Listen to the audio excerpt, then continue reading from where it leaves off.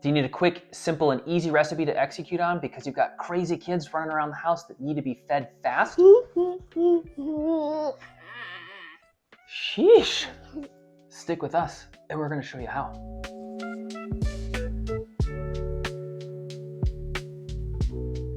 All right, now that we've had a chance to calm down, we're going to make sloppy joes today. We just got home from a graduation party because it is that season. Summertime is in full swing, and we've got a number of high school and college graduates coming up this summer, so that's why we're looking pretty spiffy, and we're gonna make something a little sloppy.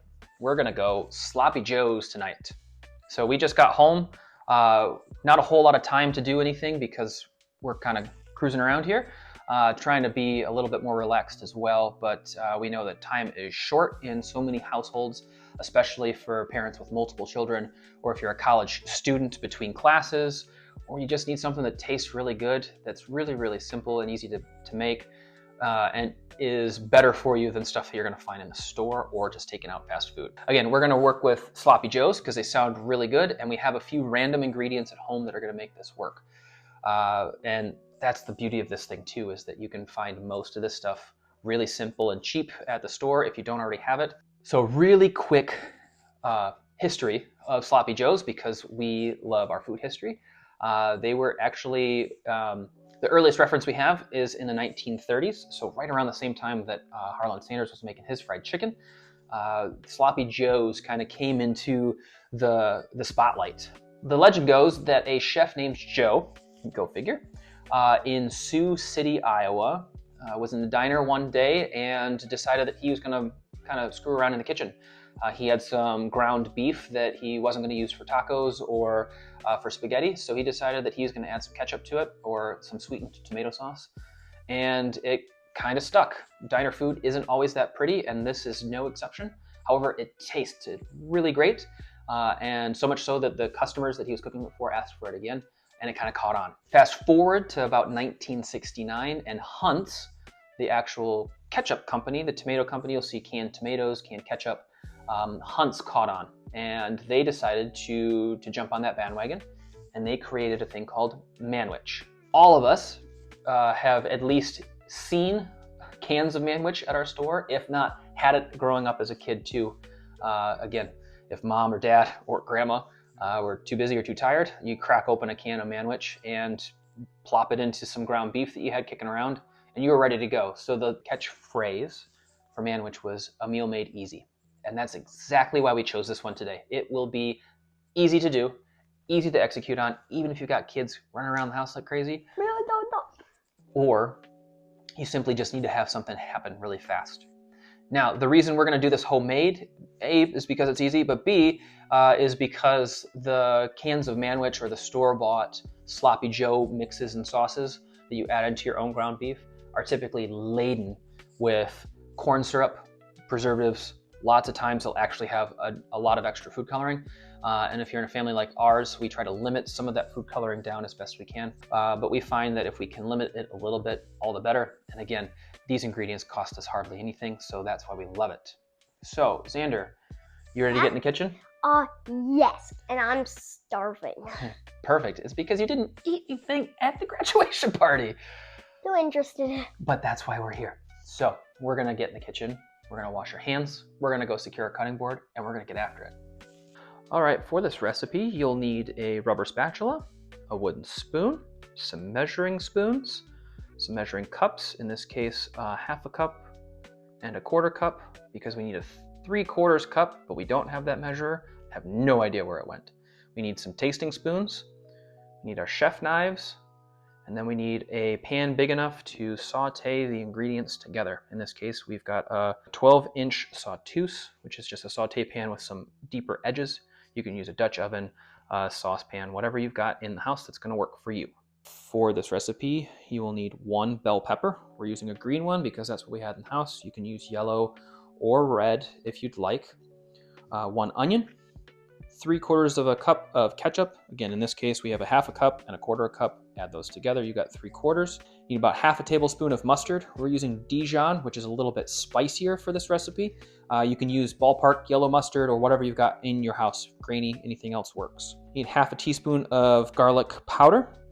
About a pound of ground beef. We try to buy our ground beef when it's on sale in large quantities. We break it down into about a pound pack each, and then we flatten it into bags and put it in the freezer so it's ready to rock and roll.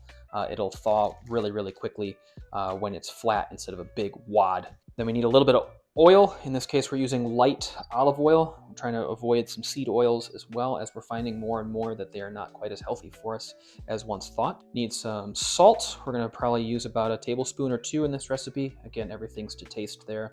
A few cracks of black pepper. We have our sweetener here. Usually we would use brown sugar. We've got about a half a tablespoon of sweetener. However, we're going to use this monk fruit in the raw to reduce the actual sugar intake, make it a little bit healthier and great substitute for any of those that might have diabetes or are averse to it being super sweet. Again, you can adjust that to your liking. If you like it a little bit sweeter, go ahead and use brown sugar and just a little bit more, or you can tweak it and be a little bit less. Finally, for the finished product, we're going to use hamburger buns to serve it on.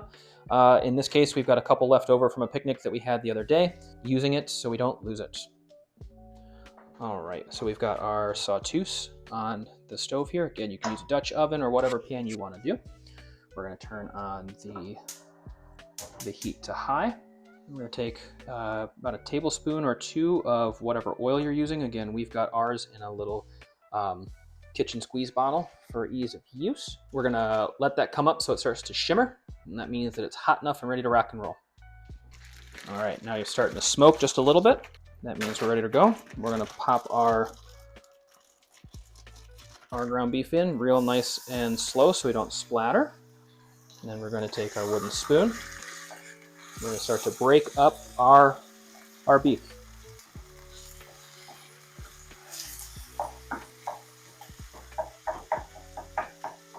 Now we're breaking this up so that way it's all kind of uniform. It'll start to get seared or caramelized and brown off. You'll hear those different terms: brown off your beef, or brown off your meat, or caramelize or sear your meat. That's what we're doing here. High heat. Moving it around so that way it doesn't burn, and letting it cook.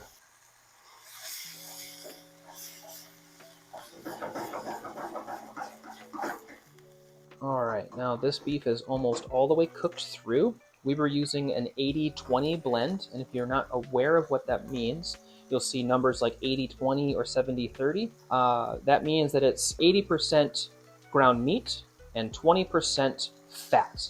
A lot of times for ground beef, they'll add back fat to it, and that's what you can see here. All that liquid that's come off, most of that there is fat and oil. Now again, if you want a leaner beef, you're gonna wanna go 80-20 or 90-10. 70-30 is gonna have a lot more of the fat. We're gonna leave our fat in because it's gonna become part of the sauce here. If you wanna drain that off, be our guest. Do what you want for your family and what you feel is gonna be best. So now that we've got this browned off, we're going to add our salt and our sugar.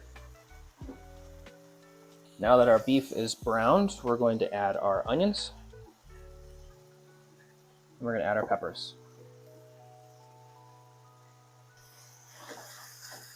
Now what we're doing here is we're doing a technique called sweating. So this is going to cook the peppers and the onions. So it's going to start to sweat out the liquid in them, and it's going to cook them down.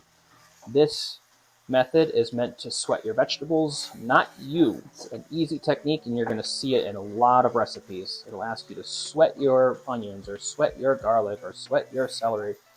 That's what this means. Again, it's a gentle cook.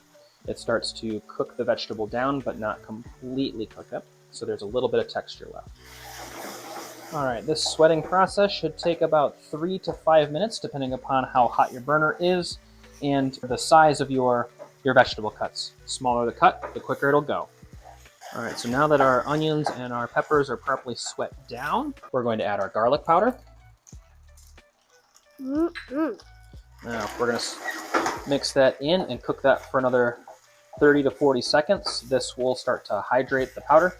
Now that the garlic's been mixed in and has bloomed, we're going to add our ketchup and our mustard. We're going to turn our burner down and then stir that in. Once the ketchup and the mustard are fully incorporated, we're going to cook this for about another 2 to 3 minutes just to get everything mixed and cooked together really nicely. And that will be done. All right.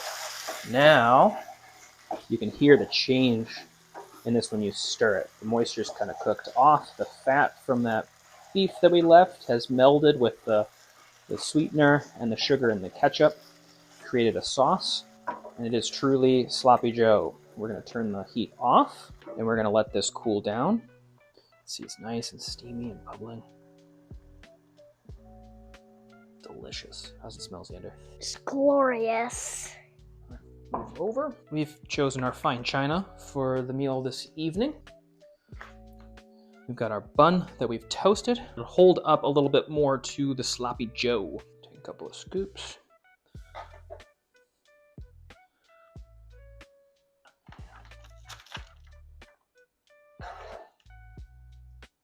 It's sloppy.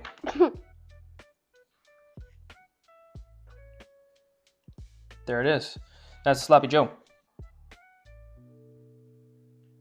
Just about 20 minutes, a few ingredients, less sugar, less artificial coloring, tasty, easy to do at the end of a busy workday. Kid approved, right, Xander? Yeah. And we cannot wait to do more of these for you. Until the next one, we'll see ya.